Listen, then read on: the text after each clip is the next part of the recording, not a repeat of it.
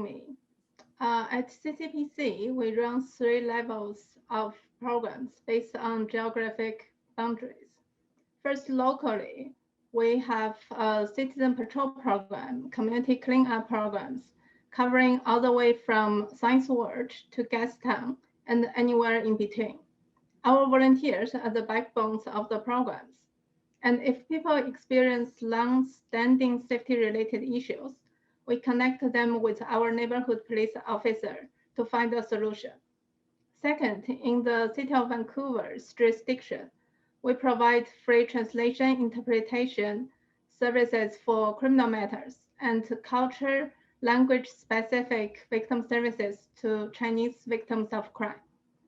Our victim services follows a holistic, trauma-informed approach and provides support throughout the entire process, from their experience crimes to even years after the sentencing. Regardless of whether the victims decide to file a police report or not, they can access our services and gain emotional support as well as practical support. Third, we run safety workshops, events, and other initiatives throughout the entire Greater Vancouver area. Because people are highly mobile in Greater Vancouver area, it's very common for someone to live in Surrey, work in Vancouver, and have dinner in Richmond with friends and family. That's why we go all the way to where they are to equip them with the knowledge and tools to protect themselves and their loved ones.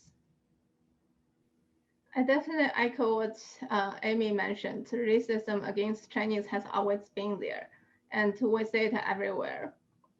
When the pandemic started, the first hit was taken by our clients who were victims of domestic violence.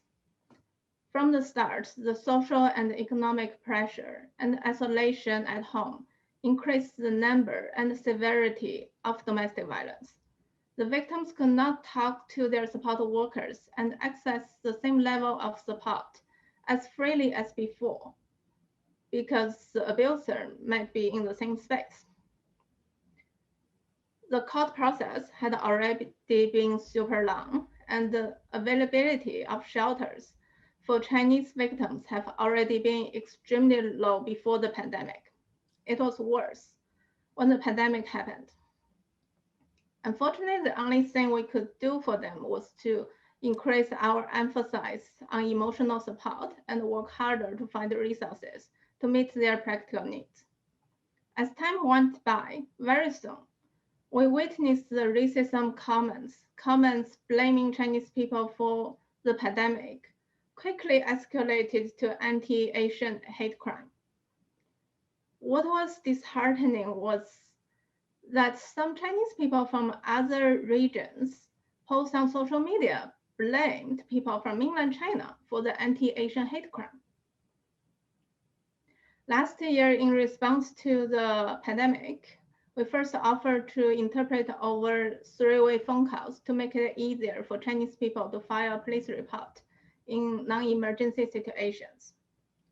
We have engaged with 600 local businesses for safety check-ins and over 3,000 participants from safety workshops, webinars, and events.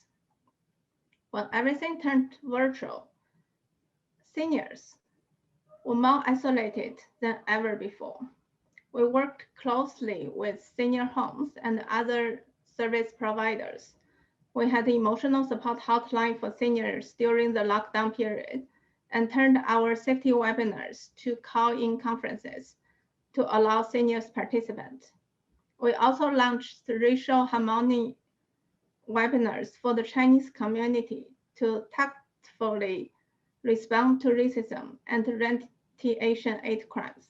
In addition, we have given out around 2,400 personal safety alarms to seniors, female employees of local businesses, and other vulnerable populations. Hopefully, the loud sound would scare the perpetrators away and draw others' attention to come and help. Despite of all the challenges, I would like to share a successful story with you. It has been years that we saw on the news the Chinese seniors and other residents in downtown Eastside were competing for resources. And we helped many innocent Chinese seniors who were attacked because of this perception. We also heard seniors telling us they would like to help homeless people, but they don't speak English, cannot even communicate with them. In 2019, one of our volunteers had the idea to organize seniors to knit hats and scarves for homeless people to foster a positive relationship and show care. It was a great success. When people received the package, it definitely melted my heart that they put them on right away and asked us, do I look good? And left with a smile.